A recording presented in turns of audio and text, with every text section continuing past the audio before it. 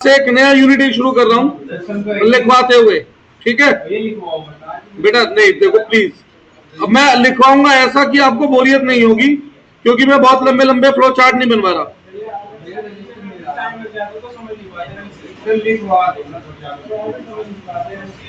सुनो भाई, यूनिट शुरू कर रहा हूं मैं। कौन सी यूनिट शुरू कर रहा हूं मैं? माइक्रो की थर्ड यूनिट, ठीक है? माइक्रो की कौन सी यूनिट? Third unit. नाम है प्रोड्यूसर बिहेवियर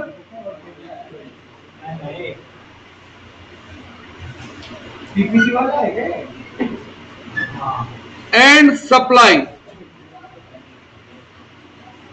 इस यूनिट में हमें चैप्टर या टॉपिक कितने कवर करने हैं? इस यूनिट में बेटा हमें टॉपिक कवर करने हैं बहुत सारे, बहुत सारे, मतलब सच में बहुत सारे टॉपिक, जिसमें से पहला प्रोडक्शन फंक्शन,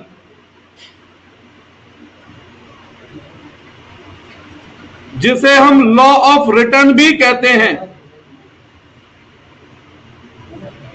दूसरा कॉस्ट, तीसरा रेवेन्यू, चौथा प्रोड्यूसर इक्विलिब्रियम। अगर आप मेरा साथ देंगे तो मैं बहुत आसानी से करा दूंगा ये यूनिट, और 90% आंसर हमारे डायग्राम से ही बन जाएंगे। किससे बन जाएंगे 90% आंसर? डायग्राम से ही, ठीक है? एमसीक्यू जो है। Fifth supply, law of return. हाँ, तो सबसे पहला टॉपिक है इसमें से हमारा प्रोडक्शन फंक्शन। सबसे पहला टॉपिक है हमारा प्रोडक्शन फंक्शन।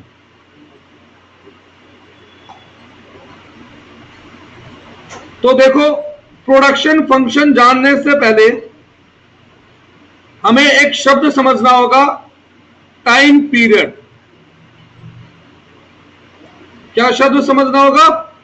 टाइम पीरियड, ठीक है? ये जो शब्द है टाइम पीरियड, इसे मैं 3 हिस्सों में बांट रहा हूं। पहला,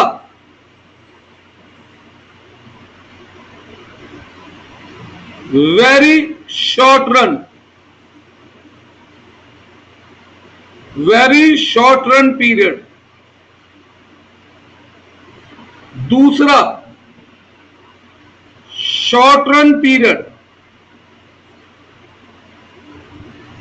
तीसरा लॉन्ग रन पीरियड। अब मैं बिल्कुल भी आपको पैराग्राफ फॉर्म में थ्योरी नहीं लिखवा रहा हूं, ना लिखवाऊंगा। अब मैं सारी थ्योरी फ्लो चार्ट के रूप में लिखवाऊंगा, जो एमसीक्यू क्रैक करने के हमारे काम आएगी बेटा, ठीक है? अब थ्योरी लिखने का तरीका बिल्कुल चेंज है, तो आप ये मत कहना भैया इसका मतलब तो लिखवाया नहीं इतना लंबा, उसको हम साइंस में नहीं ले रहे बेटा। अब वेरी शॉर्ट पीरियड बेटा हम किसे कहते हैं? जहां पर सारे factor of production, all the factor of production are fixed factor of production.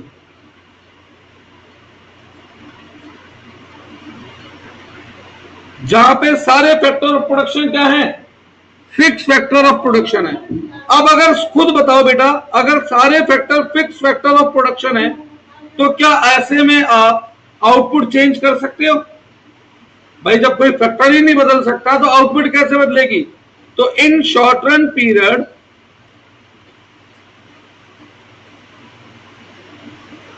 Output can not be change. हम आउटपुट नहीं बदल सकते, सही है? अब बात करता हूं शॉर्ट रन पीरियड की।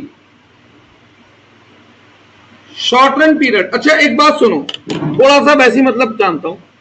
2 घंटे का समय शॉर्ट रन है, लॉन्ग रन है, या वेरी शॉर्ट पीरियड है? भाई 2 घंटे हैं आपके पास सामने से एक आइसक्रीम खरीद के लाने के लिए, नहीं तो ठेली वाला चला जाएगा, तो 2 घंटे कम है बहुत? हाँ भाई बहुत कम है 2 घंटे। फिर तो 2 घंटे बहुत है, तो लॉन्ग पीरियड है, तो 2 घंटे आपके पास एक प्लॉट खरीदना है, 1 करोड़ रुपए लिया ले जाओ। तो बेटा ये सिचुएशन पे डिपेंड करता है कि कोई भी पीरियड शॉर्ट पीरियड है या लॉन्ग पीरियड। आप केवल टाइम पैरामीटर को देख के ये नहीं बता सकते कि एक particular period is a short period और लॉन्ग पीरियड। इसका सबसे बढ़िया एक एग्जांपल देता हूं। मेरे पास आज एक कॉल आता है, बच्चा है डीपीएसजी का, और वो मुझे कॉल करके कहता है भैया हम 40 बच्चों का बैच है, हमें एक साथ पढ़ना है अकेले, मतलब इकट्ठा, यानी कि हम दूसरे बच्चों के साथ नहीं पढ़ेंगे। ठीक है, आप 24 घंटे के अंदर हमें यह बता दो कि आप हमें पढ़ा पाओगे नहीं पढ़ा पाओगे। अब मुझे क्या क्या चाहिए 24 घंटे में? एक स्पेस, पुराना एग्जांपल इसलिए देता हूं, रिकॉल होते हैं तो जल्दी दिमाग में रहते हैं। एक ऐसी जगह जहां मैं 40 चेयर एक साथ रख सकूं, दूसरा चेयर, तीसरा नोट्स, चौथा भाई मेरे पास जो भी स्टडी मटेरियल है, मुझे ये सब चीजें चाहिए। 24 घंटे का मेरे पास समय है। अब इस 24 घंटे में मैं एक भी फैक्टर, एक भी थिंग अरेंज नहीं कर पाया, तो ये 24 घंटे मेरे लिए कहलाएंगे वेरी शॉर्ट रन पीरियड। सही है? इन 24 घंटों में चेयर अरेंज हो पा रही है, नोट्स अरेंज हो पा रहे हैं, स्पेस अरेंज नहीं हो पा रही है, तो ये पीरियड कहलाएगा शॉर्ट पीरियड। यानी जहां एटलीस्ट वन फैक्टर फिक्स रह जाए, या ऐसे कह दो एटलीस्ट वन फैक्टर वेरिएबल हो जाए, और एटलीस्ट वन फैक्टर क्या हो जाए फिक्स, तो उसे क्या कह दिया? Short run.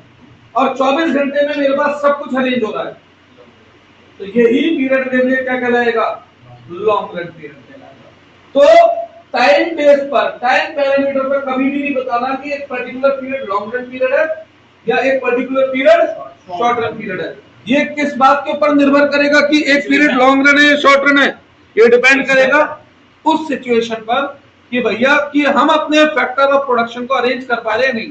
अब जो फैक्टर ऑफ प्रोडक्शन में अरेंज कर पाऊं, हर वो फैक्टर कहलाता है वेरिएबल फैक्टर, और जो भी फैक्टर में अरेंज ना कर पाऊं तो हर वो फैक्टर कहलाता है फिक्स फैक्टर। यहाँ फिक्स का मतलब ये नहीं है वर्कर की सैलरी, फिक्स कॉस्ट नहीं बोली है मैंने, फिक्स एक्सपेंस नहीं बोला है मैंने क्या बोला है? फिक्स फैक्टर बोला है मैंने। क्या बोला है मैंने? फिक्स फैक्टर बोला है। तो कोई भी फैक्टर जो मेरी नीड के अनुसार अरेंज हो पा रहा है वो क्या है? Fix factor.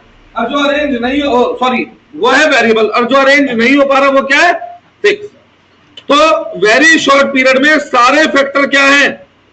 फिक्स फैक्टर, यानी कोई भी फैक्टर में अपनी मर्जी से अरेंज नहीं कर पा रहा हूं। शॉर्ट रन पीरियड किसे कहते हैं? शॉर्ट रन पीरियड को जहां पर at least one factor is variable factor of production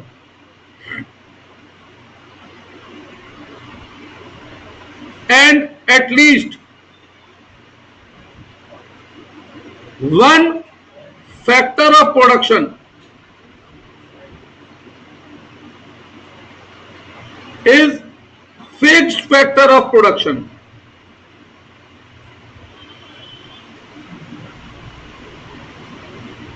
तो इसे क्या कहा गया है? Short run period. इसे क्या कहा गया है? Short run period. अच्छा, अब भव्य ही तो है वहां पर, सीए वाला जो वहां भी और यहां भी है, और वो भी केवल अकाउंट का, तो मैं बैच थोड़ा जल्दी कर सकता हूं। फिर तो पहले ही को पढ़ा लूं, लंबा टाइम मिल जाएगा मुझे, है ना? तो फिर लंबा टाइम मिल जाएगा। सही है? हाँ, अभी थोड़ा बहुत चल रहा है, लेकिन बाद का तो सब चेंज है। इंडियन इको कोई ना फाउंडेशन के कोर्स में। चलो कोई बात नहीं, वो तो देखो अभी बाद में बात करते हैं, एक बार ये खत्म कर लो। अब देखो बेटा, यहां पर एक चीज नोटिस करो, यहां पर दो फैक्टर हैं, एक वेरिएबल और दूसरा फिक्स। तो अब आप बताओ, अगर आपको रिटर्न चेंज करनी है, रिटर्न बढ़ानी है, तो किस फैक्टर को बढ़ाकर आप रिटर्न बढ़ा सकते हो? क्या फिक्स फैक्टर को बढ़ाया जा सकता है? तो शॉर्ट रन पीरियड में जो रिटर्न हम बढ़ाते हैं वो किसकी हेल्प से बढ़ाते हैं? तो इसीलिए शॉर्ट रन पीरियड में लॉ ऑफ रिटर्न को हम नाम देते हैं law of return two variable proportion. क्या नाम देते हैं? Law of return two variable proportion. कहां पर? शॉर्ट रन में। ये एमसीक्यू बन सकता है बिल्कुल, ठीक है ना, कि भाई law of return two variable proportion कौन से पीरियड में होता है? वेरी शॉर्ट, शॉर्ट या लॉन्ग? शॉर्ट रन पीरियड में होता है, ठीक है। अब आते हैं लॉन्ग रन पीरियड पे।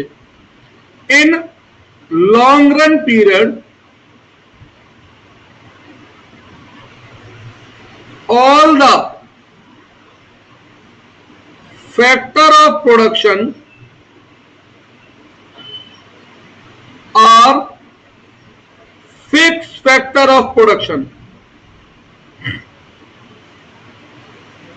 अब फिक्स का मतलब क्या होता है? लेट से एक मशीन 4 वर्कर, तो अगर मशीन 2 होंगी तो वर्कर कितने होंगे? मशीन 4 होंगी तो वर्कर। तो जब भी मैं यहां पर कोई भी फैक्टर ऑफ प्रोडक्शन बढ़ाऊंगा तो क्या वो अकेला बढ़ेगा या पूरे ओवरऑल स्केल चेंज होगा?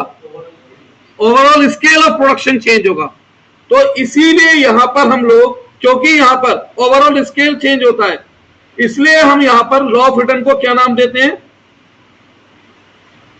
यहां पर लॉ ऑफ रिटर्न को नाम दिया जाता है law of return to scale. क्या नाम दिया जाता है? Law of return to scale. कोई डाउट? क्योंकि यहां पे बेटा ओवरऑल प्रोडक्शन का स्केल चेंज होता है, एक अकेला इंडिविजुअल फैक्टर चेंज नहीं होता, एक अकेला इंडिविजुअल फैक्टर चेंज नहीं होता है ना। मशीन है और मशीन के साथ 4 लेबर है, तो मशीन 2 होंगी तो लेबर भी 8 होगी, मशीन 4 होंगी तो लेबर भी 16, यानी कि ओवरऑल स्केल चेंज हुआ। अब यहां पर बात करता हूं स्टेजेस की। भाई यहां पे तो रिटर्न चेंज ही नहीं होती। अब बात करता हूं स्टेजेस की। तो देखो, एक डायग्राम बना रहा हूं, एक डायग्राम कम से कम 10 क्वेश्चनों का आंसर एक अकेले सिंगल डायग्राम में कवर होता है, अगर आप डायग्राम को एनालाइज करना सीख लें। बेटा ये होता है हमारा मार्जिनल प्रोडक्ट। क्या होता है ये? Marginal product. कुछ लोग इसे मार्जिनल फिजिकल प्रोडक्ट भी कह देते हैं। क्या बोल देते हैं? मार्जिनल फिजिकल प्रोडक्ट भी। यहां तक है फर्स्ट स्टेज, जब ये क्या है? मैक्सिमम है, वहां तक है फर्स्ट स्टेज। जब एपीपी एमपीपी 0 है, वहां पर है सेकंड स्टेज। और ये जा रहा है TPP, total physical product.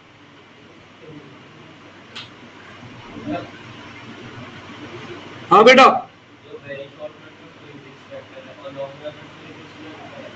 Long run में सारे फैक्टर फिक्स हैं और शॉर्ट में कुछ फिक्स हैं, कुछ वेरिएबल। वेरी शॉर्ट में सारे फिक्स, तो लॉन्ग रन में सारे वेरिएबल। अरे यार भैया क्या हो रहा है? लॉन्ग रन में सारे के सारे क्या फैक्टर को हम क्या मानते हैं? अरे तभी तो मशीन चेंज हो रही है, ये तो मशीन चेंज ही कैसे होती? सबके सबको क्या मानते हैं? वेरिएबल। लॉन्ग रन में सबके सबको क्या मानते हैं? वेरिएबल। हाँ अभी सर आएंगे, उनसे कह के जाऊंगा, वो यहां से करके जाएंगे काम। सब है ठीक है बेटा, सॉरी गलती हो गई, वो समझाया सारा वेरिएबल के हिसाब से, पर बोल गलती से क्या किया? फिक्स। अब हाँ डायग्राम पे आते हैं। देखो कितनी स्टेज दिख रही है आपको यहां पर? 3। अब अगर मैं स्टेज की बात करूं as per marginal physical product, as per marginal physical product, हाँ जी, सबसे पहली स्टेज में बताओ क्या हो रहा है? एमपीपी बढ़ रहा है, गिर रहा है? बढ़ रहा है।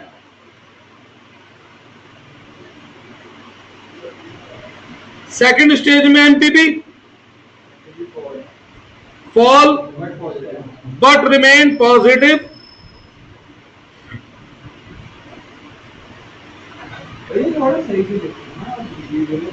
And reach to 0।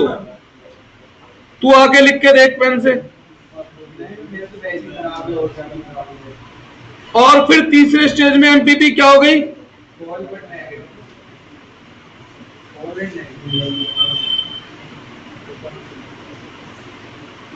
नेगेटिव। यही है, इसी के सामने लिख देता हूं एज पर टीपीपी। फायदा क्या होगा कि अगर रिलेशन भी पूछें तो आमने सामने रिलेशन भी मिल गया और स्टेज भी मिल गई। पहली स्टेज में टीपीपी क्या कर रहा है? बढ़ रहा है, घट रहा है? दूसरी स्टेज में टीपीपी, तो फिर दोनों में डिफरेंस क्या है? यहां पर बढ़ रहा है वो इंक्रीजिंग रेट पर। अभी मतलब बताता हूं इंक्रीजिंग रेट का क्या है। यहां पर बढ़ रहा है वो डिमिनिशिंग रेट पर। किस पर? डिमिनिशिंग रेट पर। और यहां पर टीपीपी क्या हो रहा है? Start declining.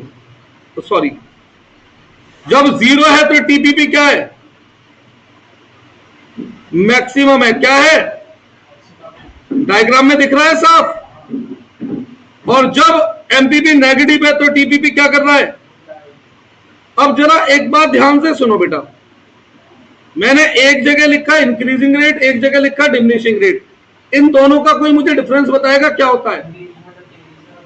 क्या तेजी से? इसका मतलब पता है क्या होता है कि आप इनपुट बढ़ा रहे हो 10%, आउटपुट बढ़ रहा है 20%। डिमिनिशिंग रेट का मतलब है आप इनपुट बढ़ा रहे हो 10% तो आउटपुट बढ़ रहा है 5-6, यानी 10 से कम। ये एमसीक्यू बन चुका है एक बार एग्जाम में, ठीक है? तो मैं मतलब भी लिख दूं एक बार सामने बेटा। इसका मतलब होता है, कहां गया पेन? ये इसका मतलब होता है परसेंटेज चेंज इन आउटपुट ज्यादा है as comparison to percentage change in input. यहां पर परसेंटेज चेंज इन आउटपुट कम है as comparison to percentage change in input, ठीक है? ये तो उसी के साथ चल रहा है, ये तो सेकंड स्टेज ही है, ये दोनों तो एक ही स्टेज है। और यहां का मतलब तो डिक्लाइन है। अब आप बताओ, आपको स्टेज याद करने की भी क्या जरूरत है भाई? डायग्राम में नहीं दिख रहा साहब कि जब एमपीपी बढ़ रहा है तो टीपीपी तेजी से बढ़ रहा है, जब एमपीपी गिर रहा है और पॉजिटिव है तो टीपीपी की स्पीड स्लो हो गई, जब एमपीपी जीरो है तो टीपीपी मैक्सिमम है, जब एमपीपी माइनस में है तो टीपीपी डिक्लाइन। तो आपको याद करने ही क्या थ्योरी? डायग्राम दिमाग में रखो, बन गया आंसर। इसी में एक एक्स्ट्रा क्वेश्चन लिखवाने की जगह मैं यहीं पे एक चीज और जोड़ देता हूं, आपका एक और आंसर बन जाएगा। सुनो अब इसी डायग्राम में, ये एपीपी। अब अगर मैं आपसे पूछूं रिलेशन एमपीपी और एपीपी में, क्या इस डायग्राम से आप रिलेशन बता सकते हैं?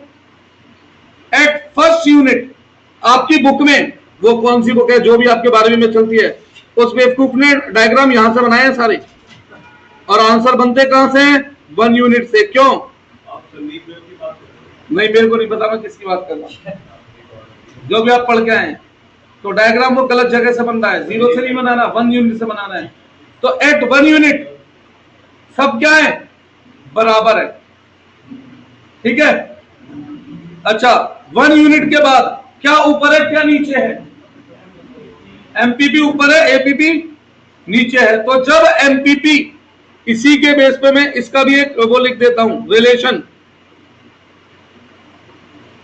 Between MPP and APP.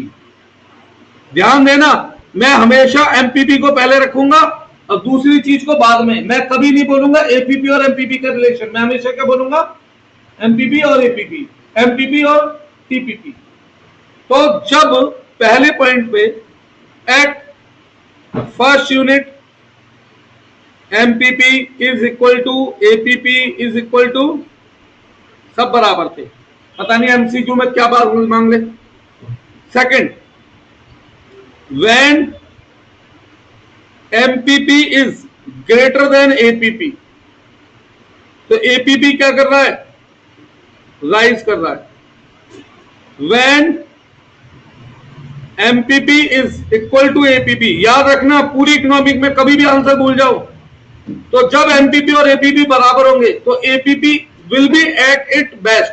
Average हमेशा, जब एवरेज और मार्जिनल बराबर होंगे, पूरी इकोनॉमिक में कह रहा हूं किसी भी चैप्टर में, तो एवरेज हमेशा अपनी किस पर होगा बेटा? बेस्ट पर। अब आप बताओ प्रोडक्ट बेस्ट पे कब होगा? जब मैक्सिमम हो, जब मिनिमम हो? तो APP is maximum.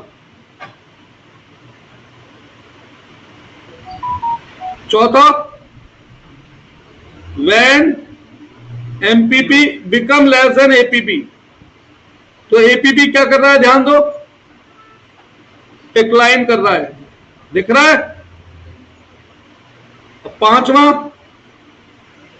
MPP can be zero और negative, but APP can never be zero और नेगेटिव। तो अब आप एक बात बताओ ईमानदारी से, अगर मैं डायग्राम ही कर लूं तो मुझे कोई आंसर याद करना है वैसे, या आप बना दोगे खुद? अब कुछ ऐसे पॉइंट है जिसका आंसर लिखा नहीं है पर डायग्राम से निकलेगा। For example, when MPP rise, APP also rise, true और फॉल्स? देखो और बताओ। When APP rise, MPP will also rise. When APP fall, MPP will also fall. क्यों? है तो सही। जब APP गिर रहा है तो MPP गिर तो रहा है। तो MPP, मैंने क्या बोला? जब APP गिर रहा है तो MPP जरूर गिर रहा है, आया ना? बस। When MPP fall, APP also fall. यहां false है। अब एक बात और बेटा, यार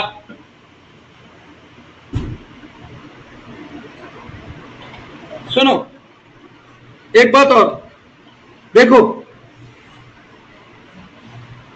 इसे कहते हैं पॉइंट ऑफ इन्फ्लेक्शन।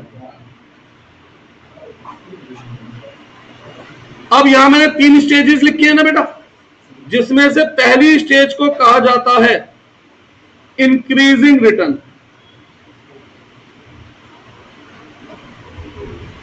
दूसरी स्टेज को कहा जाता है डिमिनिशिंग रिटर्न,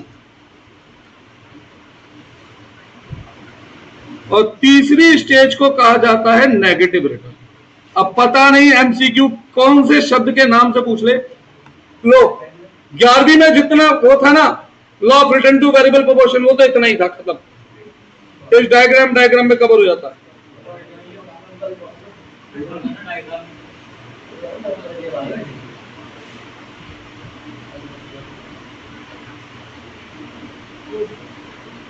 तो फिर एक काम करते हैं भाई, कल से टाइम चेंज है।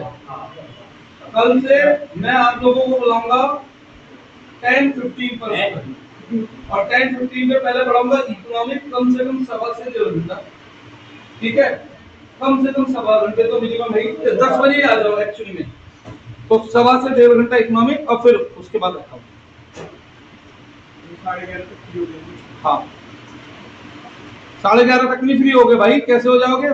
फिर 1:45 बजे तक फ्री हो जाओगे। 12:30 लास्ट हो गया, ठीक है ना? ठीक है भाई, मैं तो उन्हीं की वजह से, लेकिन अभी हाँ उसका भी देखना पड़ेगा, सिंगल का। और उसका वहां लगा हुआ है, वो आज तो उसका टेस्ट भी कर। चलो उससे बात करते हैं, कल भी शायद नहीं आएगा, तो फिर कल तो रख ही लेते हैं। हाँ अब आपकी छुट्टी है, ऑनलाइन पीडीएफ को लगा देना,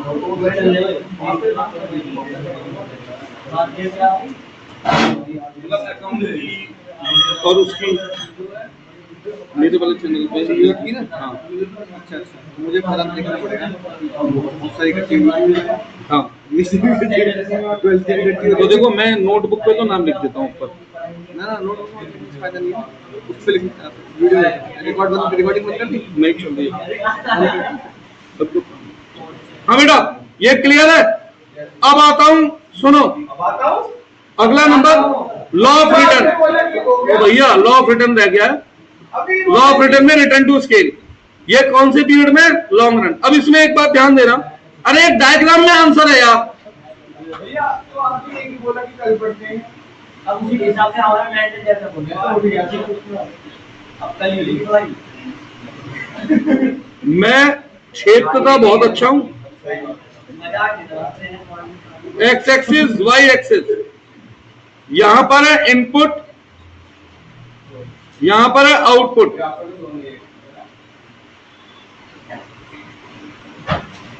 तुम भी मजाक बहुत ही उड़ाते हो। अब सुनो, ये है एमपीपी, बड़ा कांस्टेंट रहा,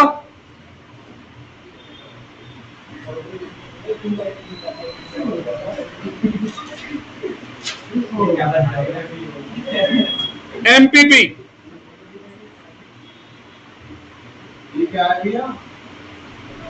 ये law of return to scale का डायग्राम है बेटा। नहीं 11th में नहीं था ये। एमपीपी, अब यहां पर भी 3 स्टेज है बेटा, ध्यान देना। पहली स्टेज, दूसरी स्टेज, यहां पर टीपीपी बढ़ रहा है तेजी से, फिर यहां से 45 डिग्री पे टीपीपी बढ़ा, और फिर इसके बाद फिर टीपीपी बढ़ा, अब लेस देन 45 डिग्री बढ़ा। तो तीनों केसेस में टीपीपी बढ़ रहा है, पहला, दूसरा, तीसरा। पहले फेज को हम कहते हैं इंक्रीजिंग रिटर्न।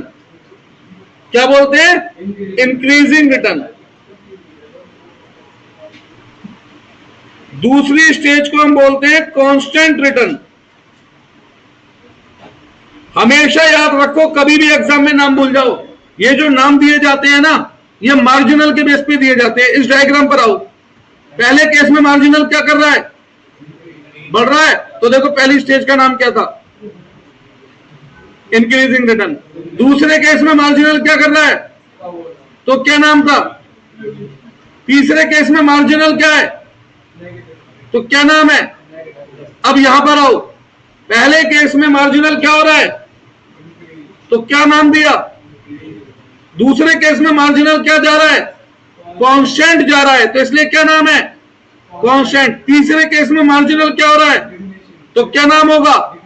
ये पूरी इकोनॉमिक में हमेशा के लिए याद रखो, जब भी स्टेजेस के नाम दिए जाएंगे तो वो मार्जिनल के व्याप पे दिए जाएंगे। ये कुछ तरीके हैं जिससे आप लंबे समय तक रिटेन कर सकते हो चीजें, या एक चैप्टर की नॉलेज दूसरे में भी काम आ जाती है। अब क्या यहां एमपीपी नेगेटिव हो रहा है? तो नेगेटिव रिटर्न है ही नहीं। अब रही बात थ्योरी की भी, अगर मैं स्टेजेस की बात करूं यहां पर, तो ध्यान दो जरा।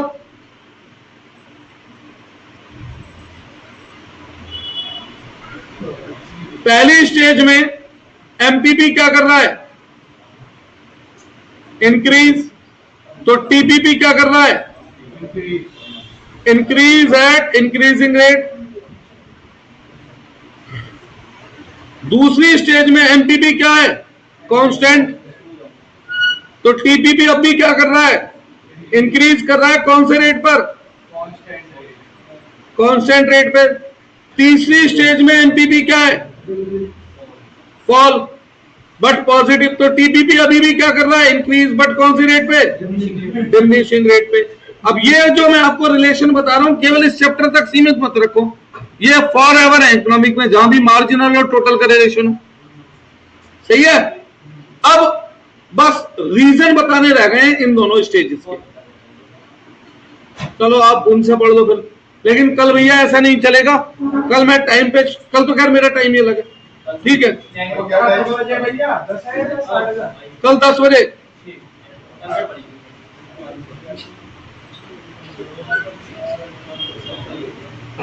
ये लो सर।